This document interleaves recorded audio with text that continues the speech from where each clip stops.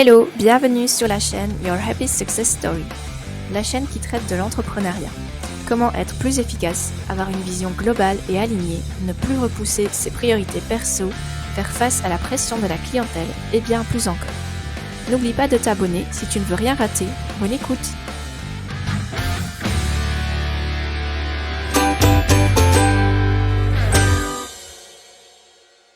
Hello, aujourd'hui je vais te parler d'un phénomène qui arrive à beaucoup de gens, moi y compris, ça t'est sûrement déjà arrivé, ça arrive à beaucoup d'entrepreneurs parce qu'on est plutôt des gens qui ont des idées plein la tête tout le temps, des nouveaux objectifs, des nouveaux projets, etc.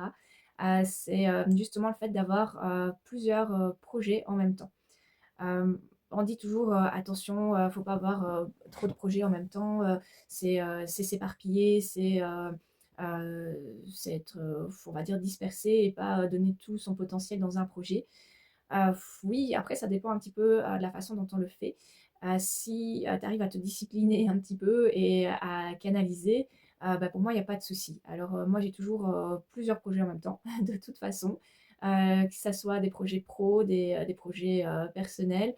Je fais toujours un mix de projets pro et personnels en même temps parce que je ne vais pas avoir que des projets pro et que des projets perso à un moment donné. Donc, j'aime bien un petit peu la diversité. Après, il faut quand même se limiter. Il ne faut pas lancer 10 trucs en même temps parce que là, c'est clair que bah, tu n'avanceras pas, ça va être frustrant. Donc, moi, je te conseille d'en choisir, allez, peut-être 2, 3 en professionnel, un, 2 en privé. Après, ça dépend un peu de l'envergure du projet et de la rapidité à laquelle tu vas l'accomplir. Et justement, avoir des projets plutôt, un mix entre des projets court terme et long terme. Comme ça, bah, tu pourras à un moment te dire, bah, ok, celui-là, je l'ai fini, je peux commencer un autre. Et je trouve que ça va être beaucoup plus stimulant que de dire, voilà, je pars sur un projet, enfin, sur plusieurs projets qui vont me prendre tous les 2, tous les 3, 6 mois au moins, et je verrai le résultat seulement bien plus tard.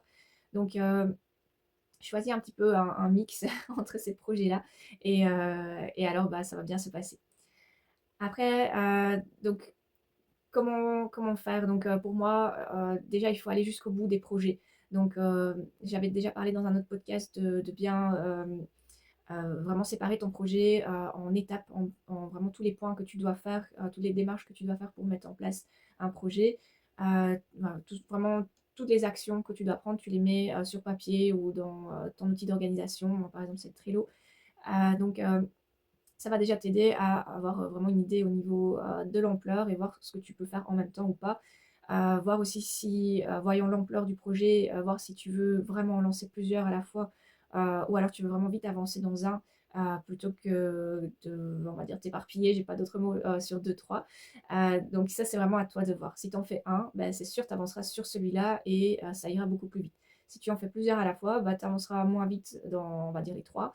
Mais ça sera beaucoup plus, enfin, moi en tout cas, je préfère, c'est plus stimulant. Mais ça m'arrive d'avoir pendant un mois ou deux qu'un seul projet. Par exemple, bah, quand j'ai lancé le salon toilettage, bah, pendant 4 mois, j'avais que ce projet-là. J'avais aucun projet côté professionnel, côté de mon cabinet. Et au niveau perso, bon, j'avoue que je me souviens plus trop, mais ça, j'ai toujours des petits objectifs. Donc, à mon avis, j'avais quand même quelque chose en cours.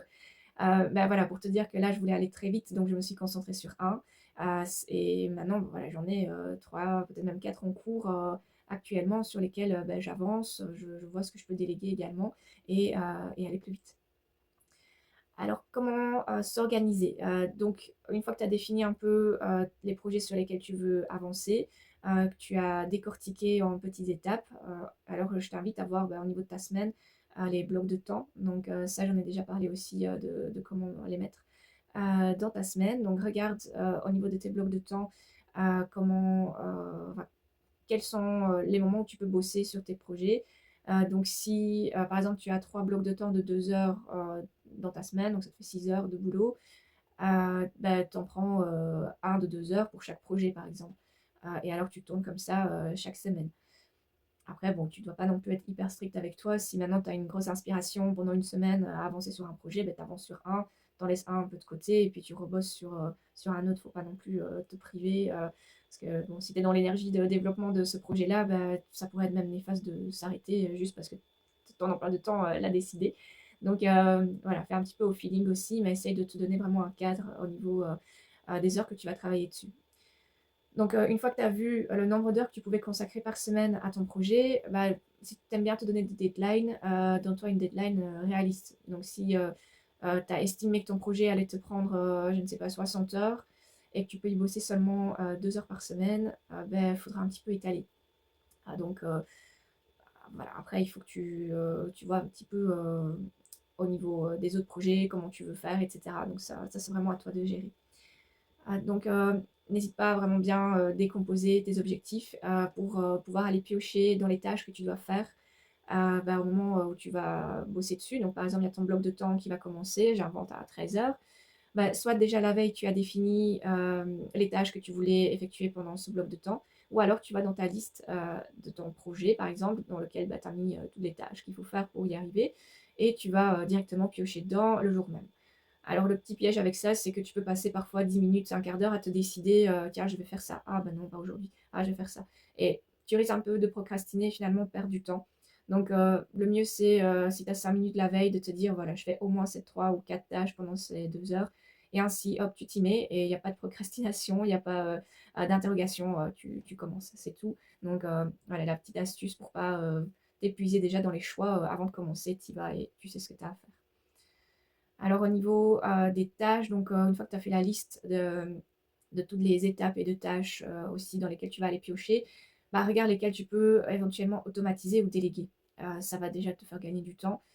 Tu peux ainsi avancer plus vite. Donc si tu as la possibilité de déléguer, que ce soit à un logiciel, que ce soit à quelqu'un que tu payes ou alors à ton employé qui est déjà là, à qui tu peux donner un peu plus de diversité au niveau du boulot, ben, bah, ne te prive pas parce que comme ça tu vas avancer plus vite, tu pourras passer à d'autres choses. Donc voilà, regarde un petit peu ce que tu peux automatiser de ce côté-là. Donc pour moi, il n'y a aucun souci d'avoir beaucoup de projets, enfin beaucoup, là j'ai dit, allez, plus ou moins 3-4 projets à la fois.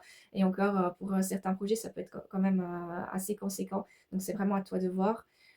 Mais en tout cas, pour moi, il n'y a aucun souci avec ça. Donc moi, personnellement, je n'arriverai pas à me limiter à un projet. Bah, je pense que je me lasserai aussi au bout d'un moment. Et je, voilà, j'ai besoin vraiment de changement et j'ai aucun souci de switcher d'un jour à l'autre entre les projets et avancer comme ça. Et du coup, dans ma tête, j'ai aussi l'impression d'avancer beaucoup plus vite sur, on va dire, dans ma vie, faire comme ça que de faire un projet à la fois et attendre d'avoir fini ce projet-là pour m'autoriser à avancer sur autre chose. Alors, fais juste attention au phénomène de l'objet brillant, que tu connais certainement. Donc, c'est le syndrome de l'objet brillant, je pense.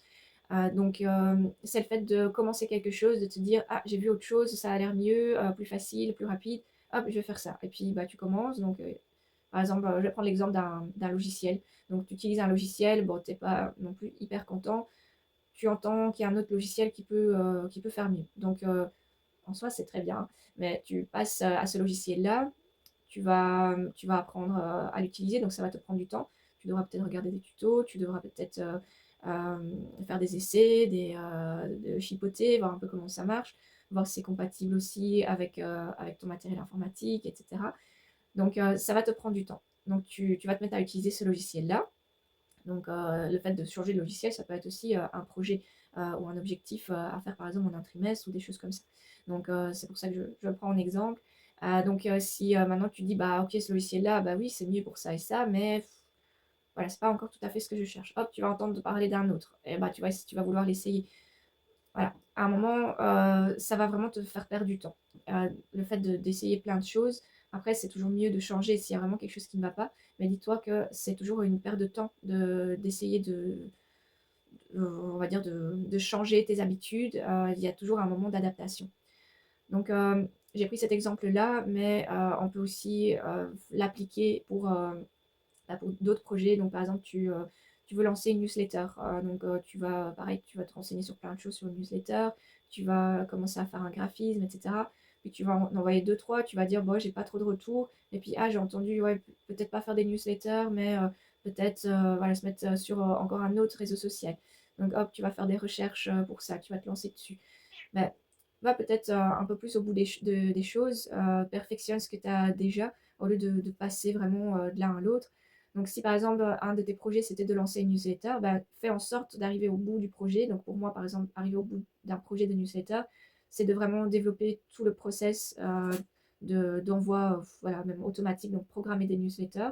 Pourquoi pas les programmer pour toute l'année qui vient et ainsi se dire, bah voilà, moi la newsletter, je suis tranquille pour un an. C'est un projet que je peux mettre au placard pour l'instant. Je vais plus devoir m'en occuper quasi pendant un an, à part après, par exemple dans 10 mois ou 11 mois, refaire des newsletters pour les reprogrammer. Ben voilà, ce projet-là, il est clôturé. Donc pour moi, ça c'est un projet fini. Donc par exemple, dire, bah, je fais une newsletter, je programme tout, ou alors je l'envoie juste manuellement pour voir, et après je vais voir comment je peux l'automatiser, etc.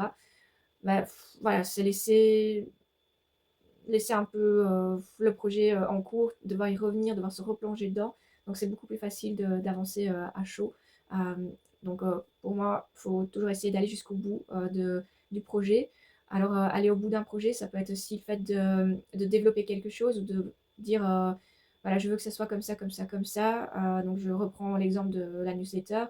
Donc dire toutes les tâches qu'il faut faire, tout ce que tu peux faire, tu le fais. Tout ce que tu peux déléguer, bah, tu le délègues à quelqu'un.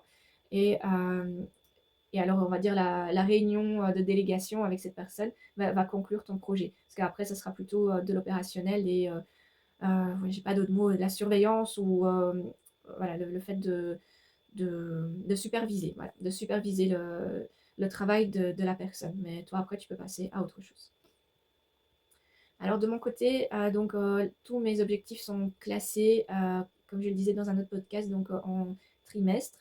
Certains objectifs peuvent s'étaler sur plusieurs trimestres, mais alors ce ne sera pas l'objectif final qui sera noté dedans, mais les étapes que je dois faire sur le trimestre pour y parvenir. Ainsi, je sais voir tout ce que je dois faire dans mon trimestre sans le surcharger. Et, euh, et alors, voilà, en me disant tout ce que j'ai à faire, si je suis en avance, je vais voir, soit je me repose. Mais en général, pour l'instant en tout cas, j'ai beaucoup de projets en cours, donc j'arrive, on va dire, maximum une semaine avant la fin du trimestre à clôturer le tout. Donc voilà, si tu finis à l'avance, soit tu reprends des tâches du trimestre d'après, soit tu te reposes, tu prends un peu de temps pour toi, tu fais que un peu de l'opérationnel ou du brainstorming pour voir comment tu peux encore améliorer les choses. Donc en tout cas, moi, j'ai toujours beaucoup de projets en même temps, comme je le disais, donc pour moi, il n'y a rien de mal à ça. Voilà, c'est une vision des choses que j'ai. Donc c'est à toi de voir comment tu aimes bien travailler. Je pense qu'il y en a qui aiment bien se concentrer sur une chose à la fois, aller au bout et commencer une autre après. Mais c'est vraiment OK d'avoir plusieurs objectifs en même temps et de tout simplement switcher entre les objectifs. Pour te donner un exemple d'une personne dont j'ai écouté les podcasts, ou alors c'était une interview, je ne sais plus, c'était il y a un moment. Lui, il avait plusieurs entreprises et ce qu'il faisait, c'est qu'il consacrait un jour par semaine à chaque entreprise. Et alors son équipe pouvait le contacter que ce jour-là, donc l'équipe d'une certaine entreprise, de l'entreprise A, on va dire, le contacter juste le jour où il travaillait sur l'entreprise A, à moins qu'il y avait une urgence absolue.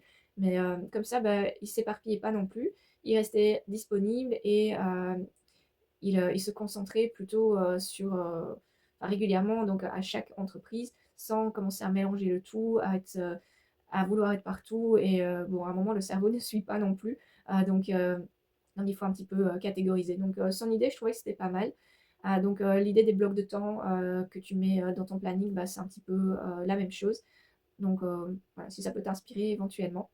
Voilà, donc on arrive au bout de cet épisode. J'espère que j'ai pu te donner certaines clés et de t'inspirer.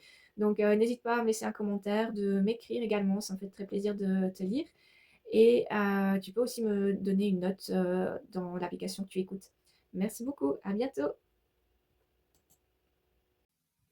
Si tu veux aller plus loin, contacte-moi par mail afin de discuter de comment je peux t'aider dans ton organisation ou la gestion de la clientèle ou d'autres choses.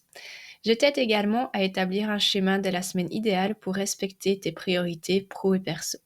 Actuellement, je propose un accompagnement en one-to-one dans lequel tu choisis le nombre de séances et les thèmes que tu veux aborder. Au plaisir de te lire, je te dis à bientôt dans un prochain épisode. En attendant, tu peux aussi suivre mes différents réseaux. Regarde dans la description.